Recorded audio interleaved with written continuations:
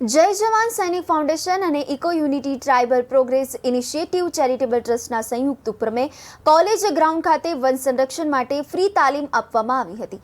ત્યારબાદ ખુટાલિયા police parade ground ખાતે આજરોજ એક પ્રી ફિઝિકલ ફિટનેસ ટેસ્ટ યોજાયો હતો।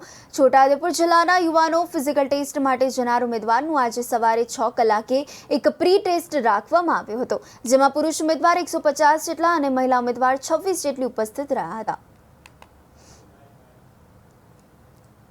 એમાં અંદાજે 150 છોકરા અને 25 થી 30 છોકરીઓ ભાગ લીધો હતો। એમાંથી તમામ વિદ્યાર્થી પાસ થયા છે અને અમે જે 4 મહિના મહેનત કરી છે અને અમને ખૂબ સારું રિઝલ્ટ આપ્યું છે અને જે ફાઇનલ ટેસ્ટ માટે જે સ્ટુડન્ટ જશે તે વિદ્યાર્થી તમામ પાસ થાય અને અમારી જે સંસ્થાનું નામ રોશન કરે અને પોતાના પરિવારનું બી નામ રોશન કરે એવી અપેક્ષા છે। જે વનરક્ષક જે ફિઝિકલ ટેસ્ટ 5થી યોજાનાર છે તે સંદર્ભે છોટાઉદેપુર જિલ્લાના જે તાલીમવીરો હતા, જે 3 મહિનાથી તાલીમ કરતા હતા, એ લોકોને આજે પ્રી ટેસ્ટ રાખવામાં આવેલો હતો। એમાં લગભગ 150 જેટલા છોકરાઓ અને 25 જેટલી છોકરીઓ ભાગ લીધો હતો અને એમાં લગભગ બધા સફળ થવા પામેલ છે।